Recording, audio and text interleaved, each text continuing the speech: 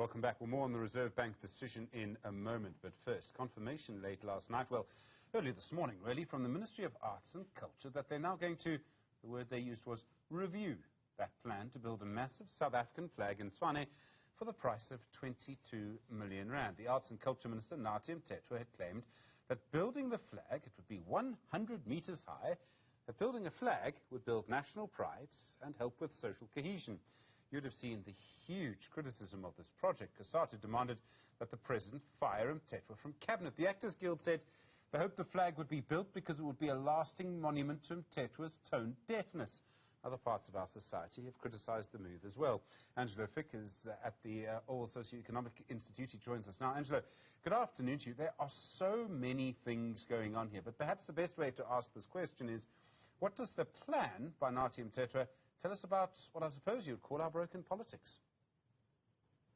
Well, and our broken state, that those who are elected to administer the state on our behalf seem to want to build vanity projects that come straight out of, 19th century poetry. My name is Ozymandias, King of Kings. Look on my works, he mighty and despair. A 100-meter tall flagpole in the capital is hardly going to address the sense of alienation from the post-apartheid achievements and a sense of disappointment in the post-apartheid failures that are so rife among many ordinary South Africans and that get expressed election after election. And this, I think, is a sign that those who advise Minister Mthethwa are either not listened to or are giving him very, very bad advice. There's so many things around this. I mean, I wonder if one of the things is just a massive cynicism in our society, almost a feeling that if government proposes a plan, it must be because it's corrupt, even if there isn't any evidence of that. That seems to be the underlying cynicism in our society. Precisely, and beyond the idea of, the kind of potential financial and administrative corruption, there is a certain corruption of, shall we say, reality.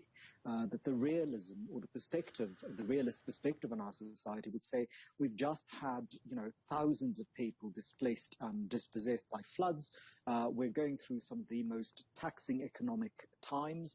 We've just heard that, the repo rate is going to go up and that people with debt, which is possibly the majority of South Africans, will have to tighten their belts and manage their finances more carefully.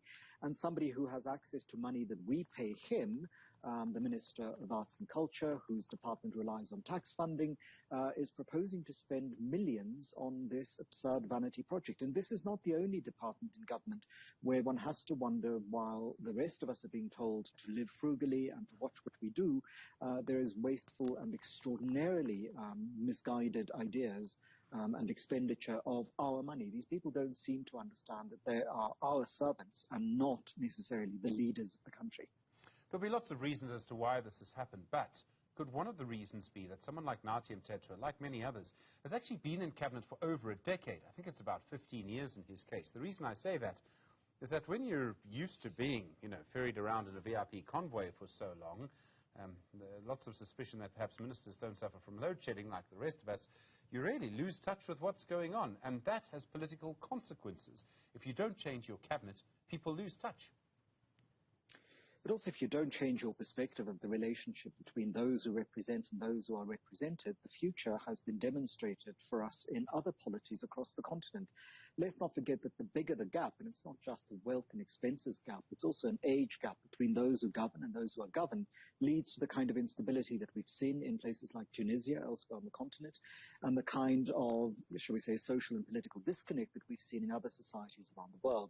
Our politicians around the world are generally out of touch with the needs of their constituents and those who vote for them.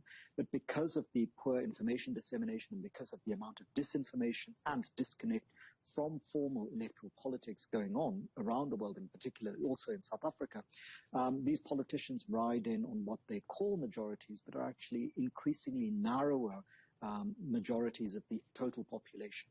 And so a disconnect from politics is really not in the interest of ordinary South Africans, because we're beginning to see the consequences of this, where ministers can act with impunity. And again, Nathi Mthethwa was not the only very long-serving member of the cabinet. We've had the same problem in basic education, where people don't seem to be shiftable as a consequence of their poor performance. And one wonders what happened to all of those performance management agreements that President Ramaphosa announced when he first came into administrative power, and which he reiterated when he was elected in the wake of the general elections. And then furthermore, one has to wonder to what extent are these people and the executive accountable to the electorate through their representatives in Parliament, so the kind of oversight committee function that MPs have to perform, and to what extent it is their party loyalty and their power inside the NEC that results in cabinet appointments rather than their performance. Is there a positive to draw from this in that there was an outcry and that it was withdrawn as a result? Absolutely. I think ordinary South Africans can take courage from the fact that their lack of silence, their ability and willingness to speak up and out against what really seems a very absurd notion that in tough times to build this massive and absurd vanity project, and that this led to a response from the minister himself. Is an indication that, in a democracy, these kinds of representations do work. One would hope that one doesn't have to come to this point and that more rational decision-making takes place. But perhaps President Ramaphosa needs to take note of what it is that ordinary South Africans, and particularly those in the sectors that are supposedly administered by Minister Mthethwa, are saying about Minister Mthethwa's performance, because this is not his first, shall we say, brush with notoriety and controversy.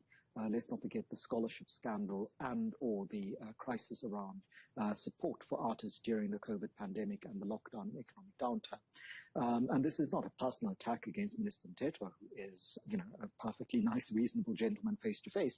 But the problem is that the administration of that unit and that department does need to be tightened, particularly because we live in a country in which the economic tends to be foregrounded, but culture and art play a significant role in the full humanization of ordinary people here. Now, that money could have been better allocated and should be better allocated to the spaces where they're very desperately needed: community theatres, community arts projects, bottom-up approaches and attempts to rehumanize ordinary people in a very brutal society of great inequality, rather than a 100-meter vanity project in the capital, furthest away from the majority of South Africans in the country. Angelo, Fick, thank you. Director of Research at the AUWAL Socio-Economic Research Institute. Really do appreciate the time.